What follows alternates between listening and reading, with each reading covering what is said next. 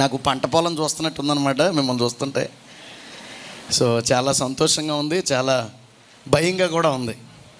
ఎందుకంటే మా మీద ఉన్న ఆయనకున్న అంటే ఒక కుటుంబంలో అభిమానం ఎలా ఉంటుందో అంతకు మించి ఉండడం వల్ల మోషే తర్వాత అహరోను లాస్ట్లో స్టీఫెన్ అంటే కొంచెం భయం వేసింది. కానీ అవన్నీ పోల్చారు, కానీ అవి ఏమీ కాదు. దేవుడు వాళ్ళతో మేము పోల్చుకోవడానికి యోగ్యులం కాదు. మాకు దేవుడిచ్చిన ఆ ఇదిని బట్టి, ఆ పిలుపుని బట్టి, దేవుడు మాకు ఇచ్చిన సామర్థ్యాన్ని బట్టి మేము ఎంత చేయగలమో అంత చేస్తున్నాం. దేవునికి స్తోత్రం కలుగును గాక. ఆయన అనుకున్నంత కాకపోయినా మాకు వచ్చినంత చేస్తున్నాం. దేవుడు ఆయన అనుకున్న స్థాయిలో మమ్మల్ని వాడుకును గాక. ఆమేన్. దేవునికి స్తోత్రం కలుగును గాక. కీర్తనల గ్రంథం, నేను డైరెక్ట్గా ఇంకా వాక్యంలోకి వెళ్ళిపోతున్నానండి. నేను కొద్ది మాటలు సాక్ష్యం చెప్పాలనుకున్నాను, కానీ మరి సమయాన్ని దృష్టించుకుని మీ సహనాన్ని కూడా దృష్టించుకుని నేను మరి వాక్యంలోకి వెళ్ళిపోతున్నాను. కీర్తనల గ్రంథం 96వ అధ్యాయం 8వ వచనం. యెహోవా నామమునకు తగిన మహిమ ఆయనకు చెల్లించుడి. 7వ వచనం నుంచి చదువుతాను, ఇంకా బాగా మనకు అర్థమవుతుంది. జనముల కుటుంబంలారా, ఇక్కడ చాలామంది కుటుంబాలుగా వచ్చారు కదా. జనముల కుటుంబంలారా యెహోవాకు చెల్లించుడి, మహిమ బలములు యెహోవాకు చెల్లించుడి.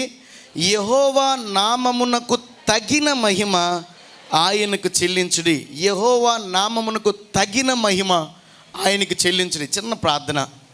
తండ్రి స్తోత్రం నాన్న, నన్ను బలపరచు. యేసు నువ్వు నాకు సహాయం చేయి. ఇంకో మరల ఆరాధనలో నువ్వు నన్ను బలపరిచావు. నీవు నాలో ఉండగా నేను నీలో ఉండగా నేను ఎందుకు భయపడాలి?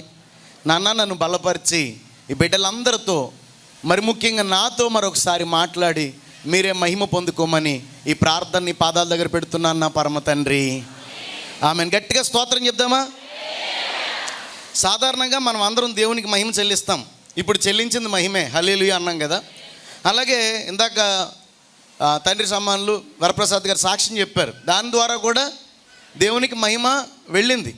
అయితే ఇక్కడ మహిమ కోసం మాట్లాడట్లేదు. యెహోవా నామమునకు తగిన మహిమ అంటున్నాడు.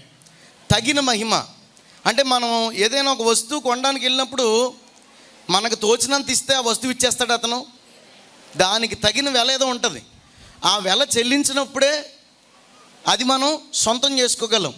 దేవుడు ఏమంటున్నాడంటే తన దాసుని ద్వారా రాయిస్తున్నాడు ఏంటంటే యెహోవా నామమునకు తగిన మహిమ చెల్లించాలి. ఇప్పుడు ఒక వ్యక్తి మనకేదో హెల్ప్ చేశాడండి, థ్యాంక్స్ అంటాం. అదే వ్యక్తి మన ప్రాణాపాయ స్థితి నుంచి కాపాడాడు అనుకోండి, సింపుల్గా థ్యాంక్స్ అంటామా? ఎంత వీలైతే అంత ఎక్కువగా థ్యాంక్స్ చెప్తాం, ఎంత వీలైతే అంత ఎక్కువగా అతన్ని ఘనపరుస్తాం. దేవుడు మనకి ఏం చేశాడో తెలిసిందనుకోండి, మనకి ఎందుకు ఆయనకు మహిమ చెల్లించాలో మనకు అర్థమవుతుంది. దేవుని వాక్యం సెలవిస్తూ ఉంది, యెహోవా నామమునకు తగిన మహిమ ఆయనకు చెల్లించుడి. ఇప్పుడు యెహోవా నామమునకు తగిన మహిమ చెల్లించకపోతే ఏం జరుగుద్ది? ఈ మాట అంటే బాగోదేమో, చాలా శుభప్రదమైన సందర్భంలో ఉన్నాం. కానీ యెహోవా నామమునకు తగిన మహిమ కనుక, ఆయన వల్ల మేలు పొంది కూడా, ఆయన ద్వారా పొందుకోవాల్సిన పొందుకుని కూడా దానికి తగిన మహిమ కనుక చెల్లించకపోతే అట్టివారు నాశనమైనట్లుగా బైబిల్లో ఉంది. ఇప్పుడు మీరే ఒకరికి హెల్ప్ చేశారండి, చాలా అప్పుల్లో ఉన్నారు, హెల్ప్ చేశారు. చేసిన తర్వాత వాళ్ళు మొహం చాటేస్తున్నారు అనుకోండి, ఇంకొకసారి ఎప్పుడైనా చేస్తారా? ఇప్పుడు ఏమైనట్టు? వాళ్ళు ఒక మంచి సహాయాన్ని కోల్పోయినట్టు. అదే కదా నాశనం అంటే. ఇప్పుడు సౌలు ఉన్నాడు, మీ అందరికీ తెలుసు. పాత నిబంధనలో సౌలు గాడిదలు కాసుకునేవాడు. ఈ గాడిదలు కాసుకునే సౌలుని దేవుడు మహారాజుని చేశాడు. కానీ మీరు ఎంటారు అతని జీవితం అంతా చూడండి, దేవుని నామానికి తగిన మహిమ అతను ఎక్కడా చెల్లించినట్లు ఉండదు.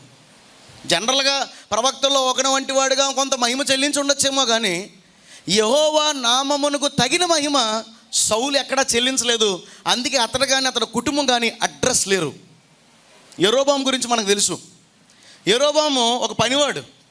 అటువంటి వానికి 10 గోత్రాలు ఇచ్చి దేవుడు అతన్ని మహారాజుగా నిలబెడితే మీరు చూడండి, అతడు దేవునికి తగిన మహిమ చెల్లించాడా?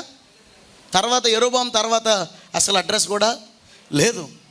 కాబట్టి యెహోవా నామమునకు తగిన మహిమ ఎవరైతే చెల్లిస్తారో వారు ఊహించినంత ఉన్నతమైన స్థితిలోకి వెళ్ళిపోతారు. హల్లెలూయా.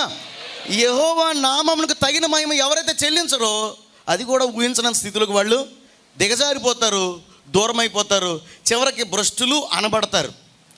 అయితే ఆదాము గారి గురించి మనం జస్ట్ ఒకసారి చూద్దాం. చూడండి, ఆదికాండం.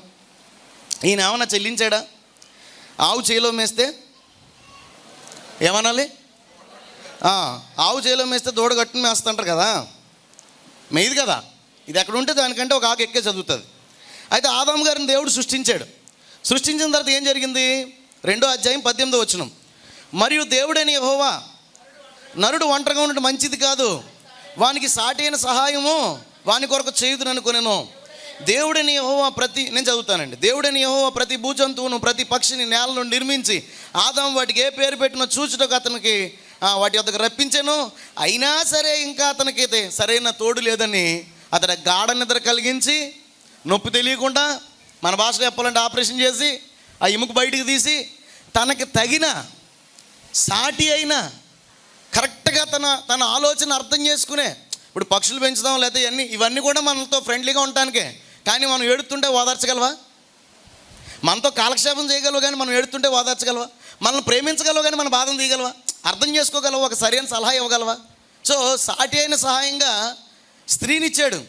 ఇచ్చిన తర్వాత ఆదాము గారు పాట ఏం పాడారు చూడండి. నా ఎముకలలో ఎముక, నా మాంసంలో మాంసము, ఇది నరిలోని తీయబడింది కనుక నారి ఇండైరెక్ట్గా నాది. ఎవరు? నాది. దేవునికి మహిమేది ఇందులో. ఎలాంటి గిఫ్ట్ ఇచ్చాడు? ఎన్ని జంతువులు పక్షులు ఇచ్చినా కూడా ఏమాత్రము సరిపోని ఒక ఉన్నతమైన దేవుని స్వరూపంలో మరొక స్త్రీని అతనికి ఇచ్చాడు. ఏం చెప్పాడు? పాట ఏం పాడాడు? ఇందులో దేవునికి మహిమ ఎక్కడ ఉంది? ఆదాము నా ఎముకలో ఎముక, నా మాంసంలో మాంసం, నాదైన దానా అన్నాడు. నువ్విచ్చిన ఎముక, నువ్విచ్చిన మాంసం. ఈ ఆదాముకి ఎముక ఎవరిచ్చారు? ఆదాముకి మాంసం ఎవరిచ్చారు? మరి అలాంటప్పుడు ఏమన్నా? నువ్విచ్చిన ఎముకలో నుంచి వచ్చిన ఎముక, నువ్విచ్చిన మాంసంలోంచి వచ్చిన మాంసమా, నాలో నుంచి వచ్చావు నా దేవుని వరమా అనాలి. కానీ ఏమన్నాడు? నారీనో పాట పాడుకున్నాడు. అయిపోయింది. తర్వాత ఏమైంది తెలుసా? ఆమె ఏం చెప్తే అది చేశాడు. ఎవడైతే దేవుణ్ణి తగిన మహిమ చెల్లించడో వాడు తన ఆలోచనో మనుషుల ఆలోచనో ఇంకా ఇందాక డాడీ చెప్పినట్టు దుష్టుల ఆలోచనలకు వెళ్ళిపోతాడు. పాట దేనికంట? దేవుని కనపరచడానికి, స్తుతించడానికి, బోధించబడ్డానికి, హెచ్చరించబడ్డానికి. కానీ ఇక్కడ పాట తమను తాము పొగుడుకోవడానికి వినియోగించబడింది. పాపం చేసిన తర్వాత ఏమన్నాడు? నా ఎముక అన్నాడా? నీవిచ్చిన ఈ స్త్రీయే. అప్పుడు ఎందుకు గుర్తొచ్చింది? ముందే అనుంటే అంత బాగుండు.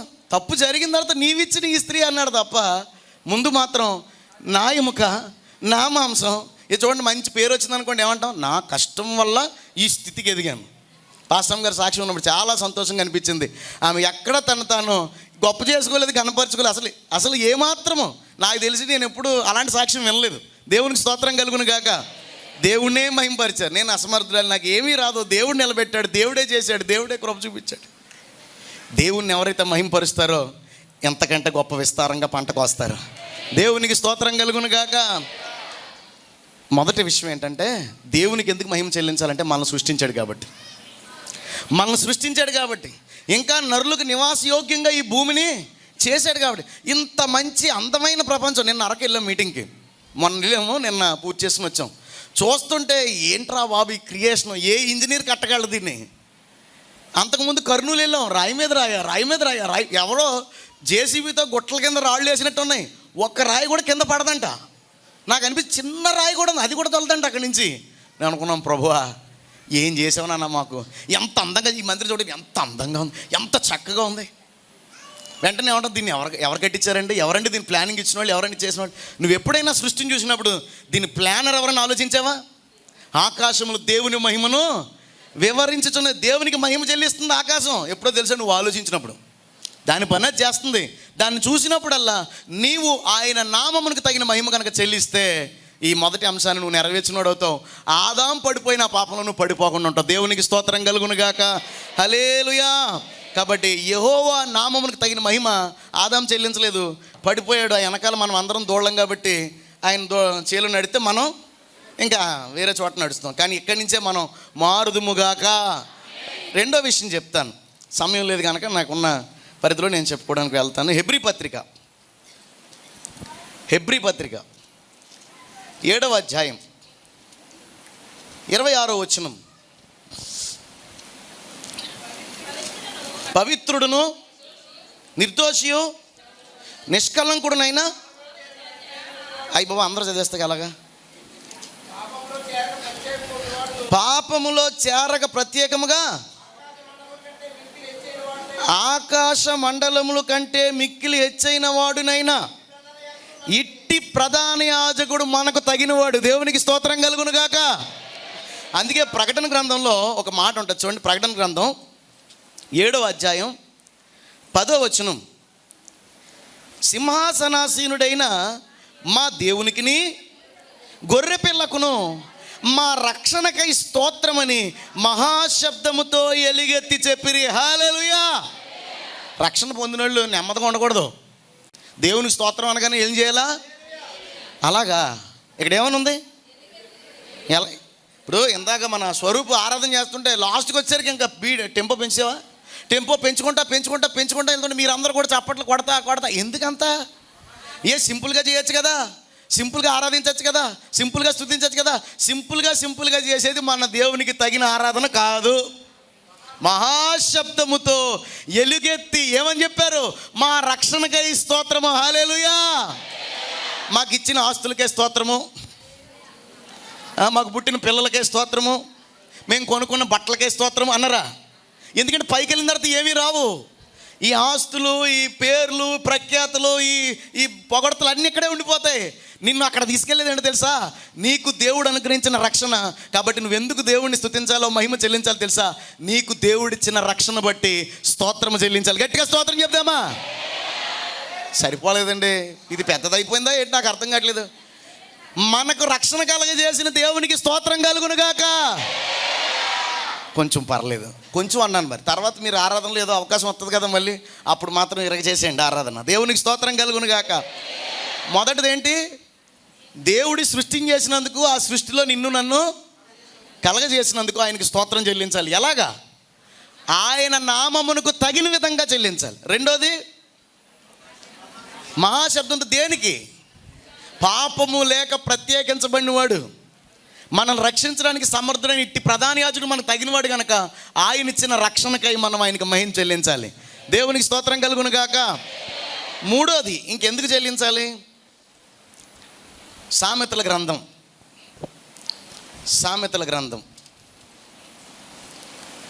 1వ అధ్యాయం. సామెతల గ్రంథం 1వ అధ్యాయం 4వ వచనం చూడండి. నేను చదివేస్తానండి, వద్దండి, కంగారు పడద్దు. జ్ఞానము లేని వారికి బుద్ధి కలిగించుటకును, యవ్వనులకు తెలివియు వివేచనయు పుట్టించుటకును తగిన సామెతలు. సామెతలు అంటే ఏంటి? ఇందా చెప్పాను కదా, ఆవు చేలో మేస్తే దోణ గట్టును మేసిందా? నేను చెప్పేది అర్థమవుతుంది. అది విమర్శించడానికి పనిచేస్తుంది కానీ బుద్ధి చెప్పడానికి పనిచేద్దా? మార్పు చెందడానికి కానీ పనిచేద్దా? ఇక్కడ సామెతలు అంటే ఏంటి? దేవుని వాక్యం. దేనికంట వాక్యం? జ్ఞానము లేని వారికి బుద్ధి కలగజేయడానికి, యవ్వనులకు తెలివి వివేచనయు పుట్టించడానికి తగిన వాక్యము. దేవునికి స్తోత్రం కలుగును గాక.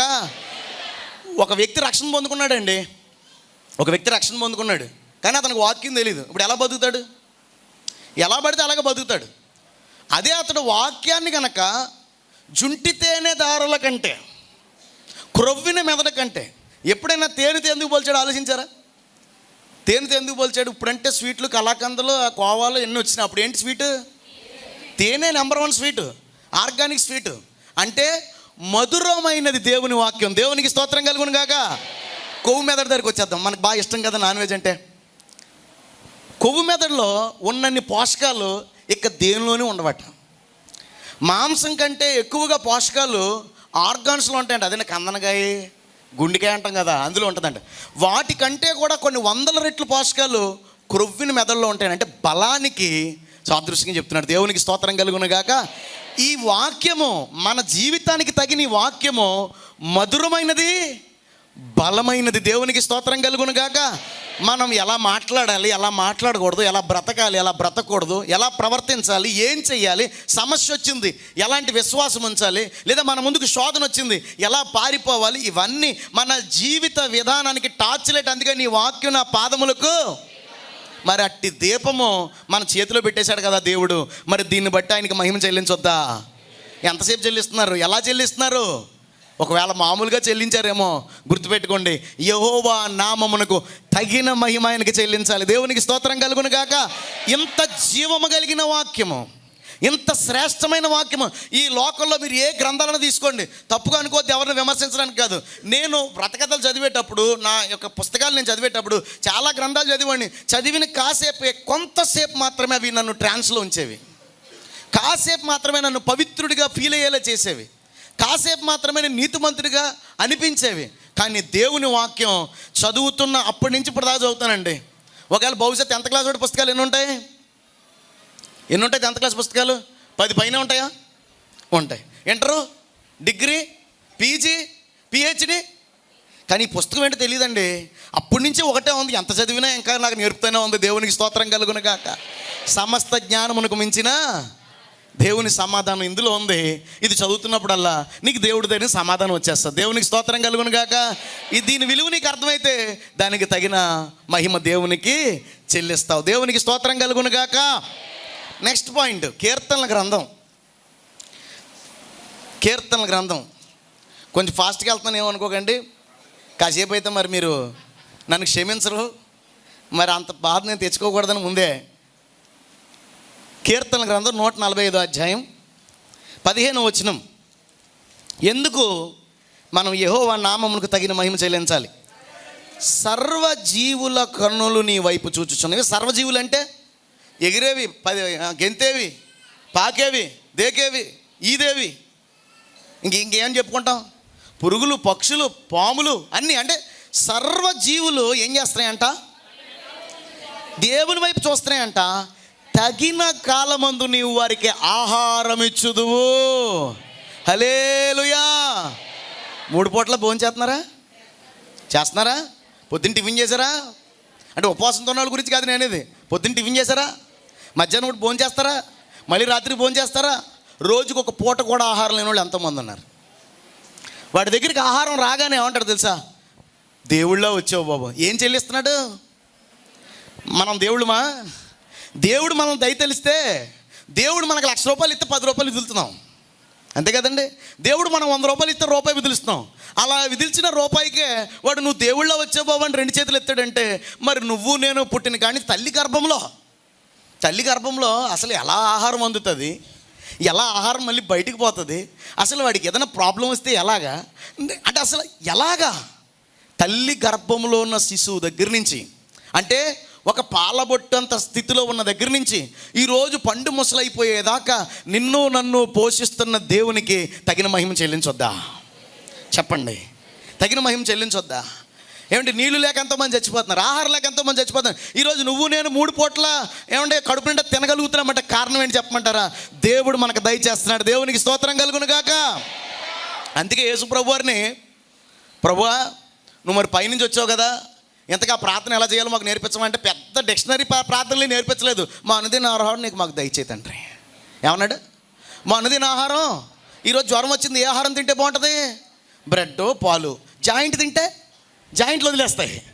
అంటే ఏ టైంలో ఏది తినాలో దేవుడు మనకు అనుగ్రహిస్తాడు. ఎప్పుడు దేవా నాకు ఏది అవసరమో అది దయచేస్తాడు.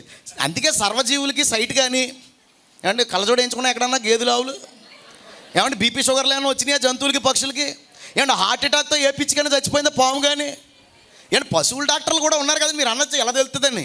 పశువుల డాక్టర్లు కూడా వాటిని తీసుకొచ్చినట్టు స్కానింగ్లు చేసి, ఎక్స్రేలు చేసి వాటికి సిమెంట్ కట్లు వేస్తూ ఉంటారు. కానీ ఏ జంతువుకి హార్ట్ అటాక్లు రాలేదు, బీపీలు రాలేదు, షుగర్లు రాలేదు, ఇంకా రకరకాల జబ్బులు కూడా రాలేదు. ఇన్ని రకాల జబ్బులు మనిషికి ఎందుకు వచ్చినాయి తెలుసా?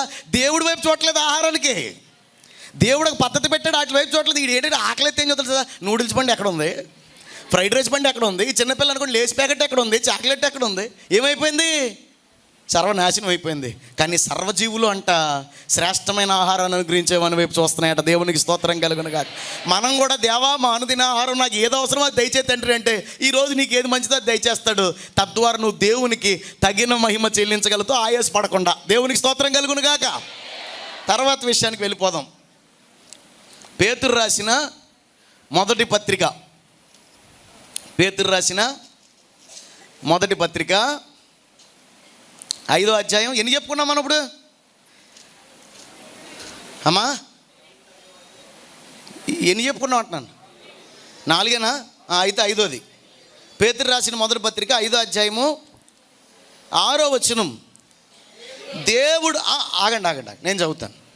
దేవుడు తగిన సమయమందు మిమ్మల్ని హెచ్చించున్నట్లు, ఏంటంట, తగిన సమయంలో మిమ్మల్ని హెచ్చించినట్లు ఆయన బలిష్టమైన రెక్కల క్రింద దేన మనసుకులే ఉండి. ఎంతమంది దీవించబడ్డారండి ఇందులో? ఏంటి కొంతమంది చేతులు ఎత్తున్నారండి? పాస్టర్ గారు మీరు దీవించబడలేదా? లేదంట. మనం అందరం స్వరూపు చాలా దీవించబడ్డాడు. అందరం చాలామంది దీవించబడ్డాం. నాకు తెలియక అడుగుతున్నాను, తగిన సమయంలో మనకు దీవెన అనుగ్రహించాడు కదా, మరి తగిన సమయంలో ఆయనకు మహిమ చెల్లించామా? చెప్పాలి.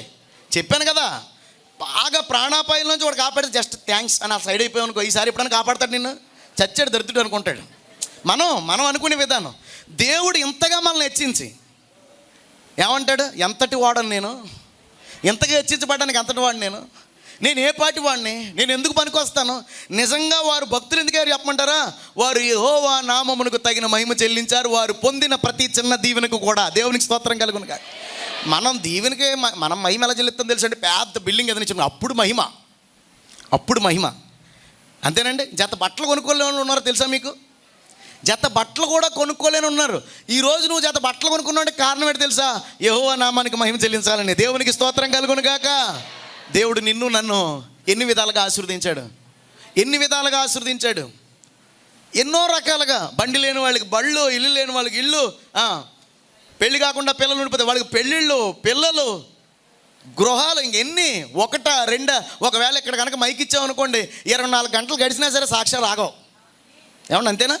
గుర్తు తెచ్చుకుని చెప్తే ఎన్ని సాక్ష్యాలు ఉంటాయండి. నేను అంటున్నాను, బహుశా ఇక్కడ మైక్ ఇచ్చి నీకు సాక్ష్యం చెప్పే అవకాశం పూర్తిగా రాకపోవచ్చు, ఎందుకంటే టైంను దృష్టి పెట్టుకుని. కానీ దేవుడి దగ్గర నువ్వు మోకరించి, ప్రభువా నువ్వు నా జీవితంలో ఇది చేసావు, యెహోవా చేసిన ఉపకారాల్లో దేనిని మర్చిపోకుండా ఆయన నామానికి తగిన మహిమ కనుక నువ్వు చెల్లిస్తే దేవుడు సంతోషిస్తాడు. దేవునికి స్తోత్రం కలుగును గాక. ఎందుకు చెల్లించాలంటే దేవుడు తగిన సమయంలో మనల్ని హెచ్చించాడు. కానీ ప్రభు అన్నాడు తెలుసా, ఆకాశ పక్షులు చూడ వెత్తవు కొయ్యి వాటిని పోషించిన దేవుడు నిన్ను పోషిస్తాడు. దేవునికి స్తోత్రం కలుగును. ప్రభు నీ కోసం నిన్ను వదిలేసుకున్నాం, మాకేంటి? ఈ క్వశ్చన్ మనం చాలాసార్లు అడుగుతాం కదా, మాకేంటి అని అడిగితే ఏమన్నా తెలుసా, నా నిమిత్తం ఏది పోగొట్టుకున్నా వాడు యెహమందు 100 రెట్లను పరమందు నిత్యజీవం పొందుకుంటా అన్నాడు. దేవునికి స్తోత్రం కలుగును గాక. యెహమందు 100 రెట్లు అంటే బహుశా ఈ టైంలో ఇచ్చినా ఒకపోయినా రాబోయే 1000 ఏళ్ల పాలనలో మాత్రం నీకు 100 రెట్లు ఖచ్చితంగా ఇచ్చి తీరుతాడు అంతే. దేవునికి స్తోత్రం కలుగును గాక. పరమందు నిత్యజీవం గ్యారంటీ. సేవకు వచ్చిన తర్వాత, పెళ్ళి అయిన తర్వాత కాలినడకని వెళ్ళాను చర్చికి. తర్వాత ఒక ఆయన నా దగ్గర పాత సైకిల్ ఉందన్నాడు. రిమ్ములు ఏమంటారు అట్లనే, మొత్తానికి తుప్పు పట్టిపోయినాయి. టైర్ల సంగతి అంతే కదా. 2 రిమ్ములు 2 టైర్లు వేసుకుని అదే సైకిల్ మీద చాలా రోజులు నడిచాను. చాలా రోజులు అలా వెళ్తా. ఎప్పుడైనా దూర ప్రయాణం చేయాల్సి వస్తే బస్సో లేకపోతే నన్ను కూడా బస్సు ఎక్కించారు నవీన్ గారు అప్పట్లో, గుర్తుందండి? మీ నానో కారులో తీసుకెళ్ళారు నన్ను. అంటే అలా బస్సులు ఎక్కడమో లేకపోతే ఇంకోటి చేసేవాడిని. అలా తర్వాత ఒక బండి ఇచ్చాడు, ఒక పాత బండి. దాన్ని అరగదోమాను. అది ఎక్కిన ప్రతిసారి, దాన్ని కిక్కు కొట్టిన ప్రతిసారి దేవునికి మహిమ చెల్లించాను. నేను సాక్ష్యం చెప్తున్నాను. దేవునికి స్తోత్రం కలుగును గాక. బహుశా తగిన మహిమ దేవుడికి నచ్చేసినట్టుంది. వెంటనే కొత్త గ్లామర్ బండి, సంవత్సరం తిరగకుండానే. అది కూడా బాగా అరగొట్టి ఒక 60,000 కిలోమీటర్లు తిరిగాను. చూశాడు. తర్వాత ఒక చిన్న కారు ఇచ్చాడు. ఇంకా అది కూడా అరగొట్టి మొత్తానికి బాబు మీరు బోర్ చేయించుకున్నా పని చేయదండి, పాత ఇనుప సామాను వేసుకోమంటే పాత ఇనుప సామానుడికి అమ్మేశాను 20,000కి. దేవునికి స్తోత్రం కలుగును కాక. ఇప్పుడు 12 లక్షల రూపాయలు కారు ఇచ్చాడు. మరి మహిమ చెల్లించొద్దా? నేను అంటున్నాను, నా జీవితంలో చెప్పాను కదా అన్నీ గుర్తుపెట్టుకుని. మరి నీ జీవితంలో ఎన్ని ఉన్నాయి? మీ అమ్మాయి డెలివరీ టైంలో బ్లడ్ చాలదన్నప్పుడు నువ్వు ఎంత కంగారు పడ్డావు? ఈరోజు ఆ బిడ్డను చూసినప్పుడల్లా ఎందుకు ఆయన నామానికి తగిన మహిమ చెల్లించలేకపోతున్నావు?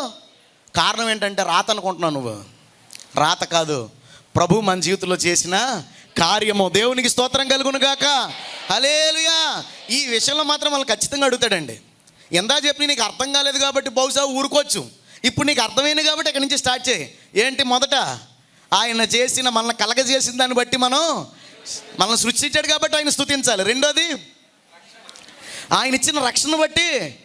రక్షణ బట్టి కూటమి ఎవరైనా పెట్టుకున్నారా? మీలో పెట్టుకున్నారా? ఎక్కడో కానీ పెట్టుకున్నారు. అది ఇల్లు కట్టుకుంటే, అదే బిడ్డ పుడితే, అదే జాబ్ వస్తే, ఇవన్నీ ఇక్కడే వదిలేసి పోతామండి. మనకు కూడా వచ్చేది రక్షణేనండి. దేవునికి స్తోత్రం కలుగును గాక. హల్లెలూయా. నిన్ను దేవుడు సృష్టించినందుకు ఆయనకి తగిన మహిమ చెల్లించు. దేవుడు నిన్ను రక్షించినందుకు ఆయన తగిన మహిమ చెల్లించు. దేవుడు నీకు ఎలా బతకాలో చెప్పే ఒక టార్చ్ లైట్ నీ చేతిలో పెట్టాడు, వాక్యం ఇచ్చాడు, జీవాహారం అనేటువంటి వాక్యం. దాని గురించి దేవునికి మహిమ చెల్లించు. 4వదిగా దేవుడు నిన్ను పోషిస్తున్నాడు, తగిన సమయంలో ఆహారం పెడుతున్నాడు, తగిన సమయంలో నీకు ఎప్పుడు ఏది అవసరమో అది దయచేస్తున్నాడు, దాన్ని బట్టి దేవునికి మహిమ చెల్లించు. 5వదిగా దేవుడు నిన్ను ఆశీర్వదించిన విధానాన్ని బట్టి ఆయనకు తగిన మహిమ చెల్లించు. దేవునికి స్తోత్రం కలుగును గాక. ఎంత ఉంది ఇంకా? ఏమన్నా ఉందా? ఒక 5 నిమిషాలు ఉందా? అంటే నాకు తెలిసి గ్యారెంటీగా అరగంట అయ్యి ఉండదు, నేను టైం చూడలేదు కాబట్టి. మరి దేవునికి స్తోత్రం కలుగును గాక. 6వ విషయం చూద్దాం. కీర్తనల గ్రంథం 28వ అధ్యాయం. ఏంటి వీళ్ళకి భయపడి చెప్తలేదండి బాబు, వీళ్ళిద్దరూ మా ఫ్యామిలీ కదా. ఆయన అన్నయ్య గారు, ఈయనేమో అబ్బాయి. అమ్మ ఆల్రెడీ తెలుసు.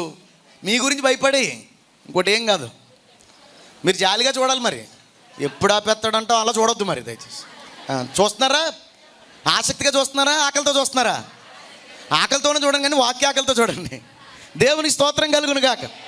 28వ అధ్యాయం, కీర్తనల గ్రంథం 28వ అధ్యాయం 4వ వచనం నేను చదువుతానండి. ఇది నాకు బాగా ఇష్టమైన వాక్యం అనమాట. వారి క్రియలను బట్టి, వారి దుష్టక్రియలను బట్టి వారికి ప్రతీకారం చేయము. ఎవరి గురించి చెప్తున్నాడు ఇక్కడ భక్తుడు? దావీదుని ఎవరో బాగా ఇబ్బంది పెట్టేస్తున్నారంట. దావీదుని బాగా మానసికంగా కృంగదీసేస్తున్నారట. దావీదు ఎంత మంచిగా సమాధానంగా పోతున్నా, వారి మేలు కోసం ఎంత ప్రార్థన చేస్తున్నా దావీదుని ఏమాత్రం కనికరించట్లేదట. ఇక చివరికి దావీదు విసుగొచ్చింది, ప్రార్థన చేస్తున్నాడు, చెప్తున్నాడు. చూడండి, రాశాడు కీర్తన. వారి క్రియలను బట్టి, వారి దుష్టక్రియలను బట్టి వారికి ప్రతీకారం చేయము, వారు చేసిన పనిని బట్టి వారికి ప్రతీకారం చేయము, వారికి తగిన ప్రతిఫలమేమో, వారికి తగిన ప్రతిఫలమేమో. నేను బిజినెస్ చేస్తున్న టైంలో, ఎందుకంటే దేవుడు తగిన ప్రతీకారం చేస్తాను. నేను అంటున్నాను, ఎప్పుడు ప్రతీకారం చేస్తా తెలుసా? నువ్వు ప్రతీకారం తీర్చుకోకుండా ఉంటే. నువ్వు డైలాగ్ వేసాడు కదా, డైలాగ్ వేసేసి, నిన్ను తిట్టారు కదా నువ్వు తిట్టేసి, నీ కోసం చెడ్డగా మాట్లాడారు కదా నువ్వు కూడా చెడ్డగా మాట్లాడేసావు అనుకో, దేవుడు ఆల పార్టీ అయిపోతాడు. అమ్మ, నువ్వు దేవుడు నమ్ముకున్నంత మాత్రాన నీ పక్షంగా ఉంటాడు అనుకున్నావు కనుక ఆయన న్యాయం పక్షంగా ఉంటాడు. దేవునికి స్తోత్రం కలుగును గాక. నీ స్వభావం ఎలాంటిదో, నీ బుద్ధి ఎలాంటిదో, మన గొడవ ఎలాంటిదో, అంటే మంచి న్యాయాధిపతి అండి మనోడు. మన దేవుడు ఎవరో మనకి సరిపోయిన వాడు, ఆయన న్యాయాధిపతి అయిన దేవుడు. దేవునికి స్తోత్రం కలుగును గాక. చూస్తాడు చూస్తాడు చూస్తాడు. ఏ రోజున చూడలేదా? ఆఖరికి యాకోబు తల నరికించేటప్పుడు కూడా చూశాడు. ప్రసంగం చేశాడు, పురుగులు పడి చచ్చిపోయాడు. ఏ రోజు తగిన ప్రతీకారం దేవుడు చేశాడా లేదా? దేవుడు నిన్ను బాధించుతున్న వారు నువ్వు చూడలేదు అనుకుంటున్నావేమో, జాగ్రత్త. తగిన ప్రతీకారం చేస్తాడు.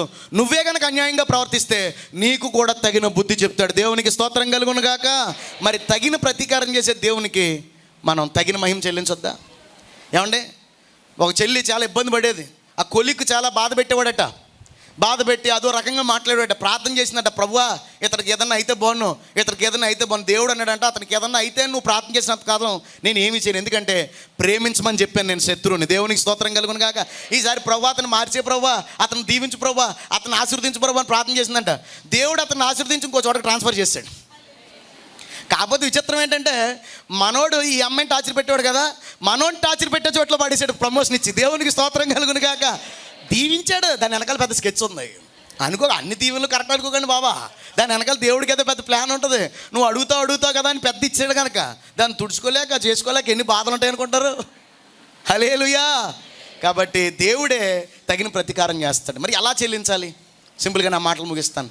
ఎలా చెల్లించాలి, ఎందుకు చెల్లించాలో చెప్పుకున్నాం. 6 కారణాలు చెప్పుకున్నాం. ఆయన సృష్టించినందుకు, ఆయన రక్షించినందుకు, ఆయన వాక్యం ఇచ్చినందుకు, ఆయన పోషిస్తున్నందుకు, ఆయన దీవిస్తున్నందుకు, ఆయన మన పక్షంగా ప్రతీకారం చేస్తున్నందుకు. దేవునికి స్తోత్రం కలుగును గాక.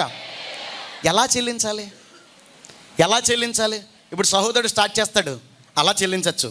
స్తుతించడం ద్వారా, ఆరాధించడం ద్వారా. నిలబడి ఇందాక ప్రసాద్ గారు నిలబడి సాక్ష్యం చెప్పారు, మా అమ్మ కూడా సాక్ష్యం ఇచ్చారు. సాక్ష్యం చెప్పడం ద్వారా సరిపోద్దా? ఇది అందరూ చెల్లించే మహిమే కదా. అన్యజనులు కూడా చెల్లించే మహిమే కదా. అన్యజనులు తమ దేవతలు చెల్లించట్లేదా? వాళ్ళు కూడా కనపరచట్లేదా? వాళ్ళు కూడా భజనలు చేయట్లేదా? మరి యెహోవాకు తగిన మహిమ నువ్వు ఎలా చెల్లించగలవు?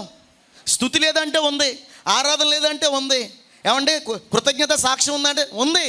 కానీ దాంతోపాటు బాప్తిజం ఇచ్చే యోహాను దగ్గర బాప్తిజం పొందడానికి వచ్చిన వాళ్ళతో అంటాడు, మారు మనస్సుకు తగిన ఫలము ఫలించండి.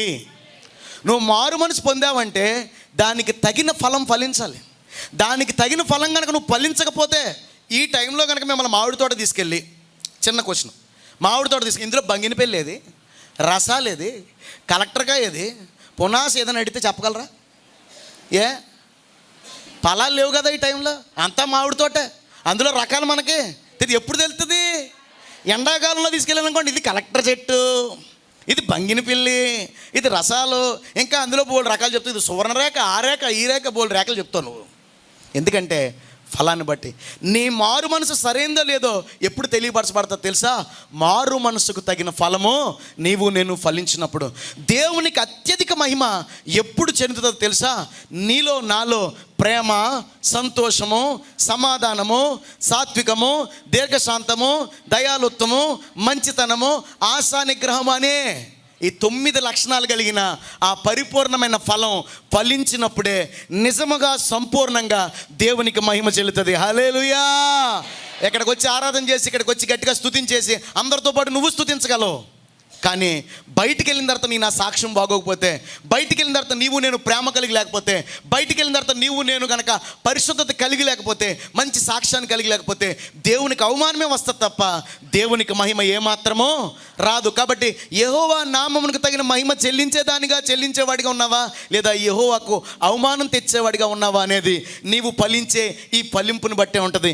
సింపుల్గా ఒక మాట అంటాడు లాస్ట్లో, గొడ్డలి చెట్టు వేరున ఉంచబడి ఉన్నది.